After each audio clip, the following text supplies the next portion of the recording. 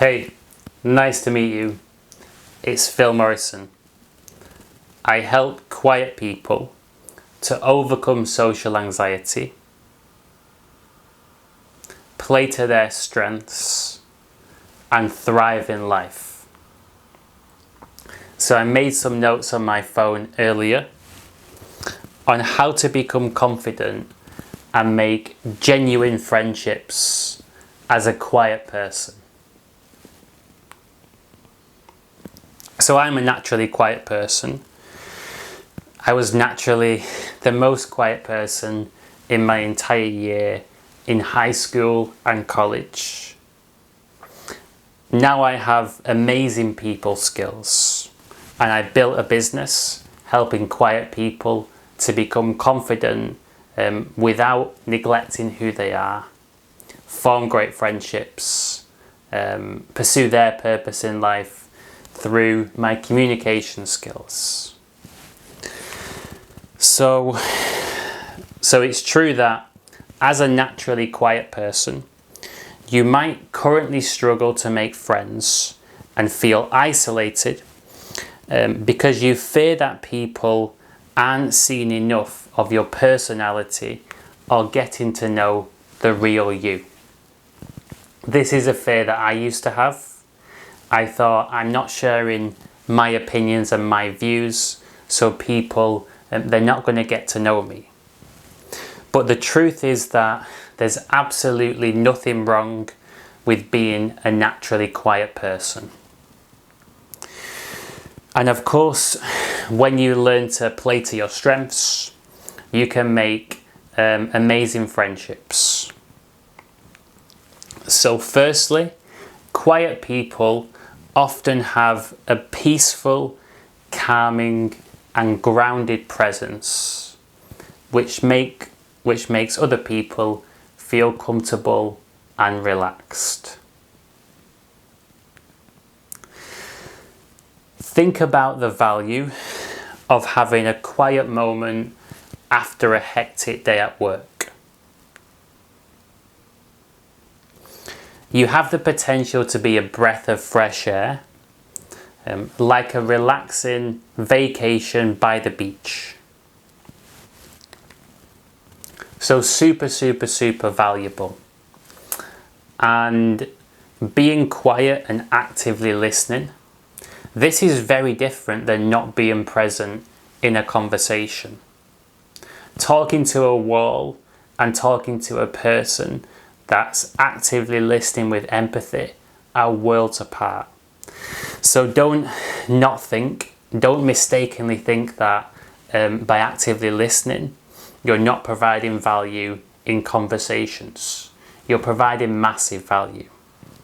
And being an active listener on the side is what makes me a naturally good coach.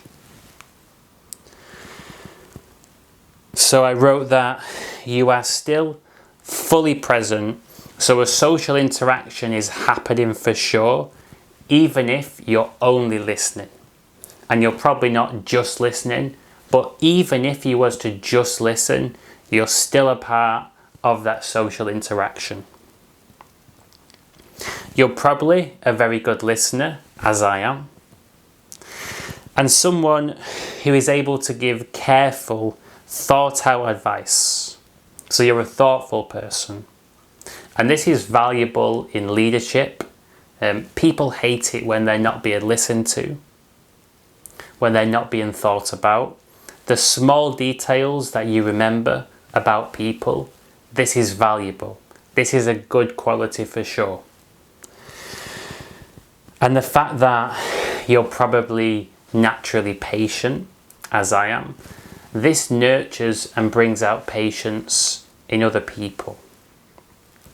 And this is mega important when other people might be stressed out and frantic and they want to calm down, get patient and refocused. You would be the go-to person if you're naturally quiet.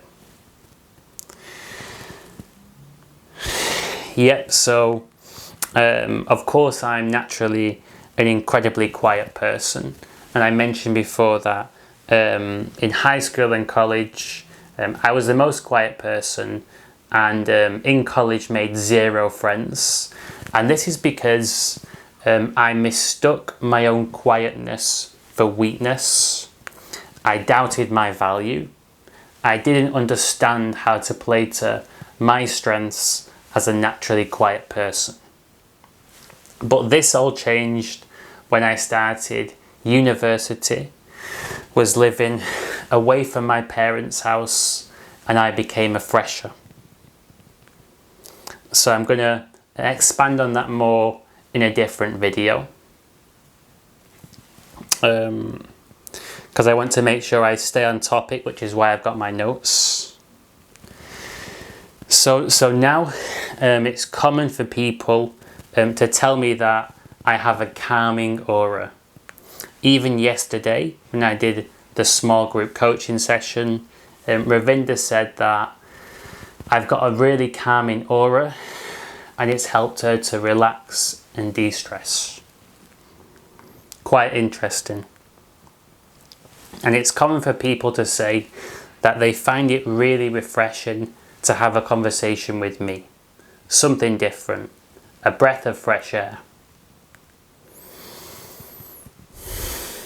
So how come I now view myself, feel like, and act like a valuable person? I now have friends, I now have my own business. How come I'm now a confident, quiet person rather than a shy, quiet person? So I wrote that the switch has been to believe in my natural processes as a quiet person, and not to worry about rejection, others judging me, failure, etc. So there's the whole fear-facing component, knowing that I'm enough being me, and trusting my own natural processes. So as a quiet person, you might learn more slowly than other people, but this is because you're learning at a deeper level. You're actually deeply internalizing different concepts. You're really thinking about how they relate to you. You're thinking about other people in detail in a way that extroverted people are not doing. So because you're learning at a deeper level, it actually allows you to rise to the top, because other people that learn fast but at a more superficial level, they're not gathering this depth of learning that allows them to get to the top. So they may rise quite fast, but they plateau early. Whereas a quiet person is rising really, really slowly, but they keep on rising, and keep on rising. So in high school and college, I didn't have social confidence. I didn't believe in myself. I was isolated, had social anxiety, chronically, depression, couldn't make friends, felt frustrated, felt worthless. I had bright yellow skin, wasn't in a good place. So I was very much going incredibly slowly. But I carried on going throughout university. Carried on going incredibly patiently. And I reached a certain point where I realized that in most rooms, I feel like the most confident person there. And I built a business based on in-person networking and running live events. So I turned my quietness into a real strength. And now I'm going to go back to the scripts. I like improvising. Improv comedy is actually one of my big hobbies. So I wrote that rising to the top as a quiet person is a slow and gradual process, because you're learning at a deeper level rather than a superficial level. And it can lead to amazing triumphs, this slow and gradual learning, when you combine it with confidence and patience, when you actually trust in your own processes your introspective processes. You've probably heard the phrase that it's the quiet ones that you should watch out for. Or this person could be a dark horse. So clearly, people know that quiet people are commonly underestimated and actually have a lot of potential. So of course, don't listen to people that underestimate you. They're wired differently. They don't understand your processes for navigating relationships and life. You're operating differently because you're wired differently.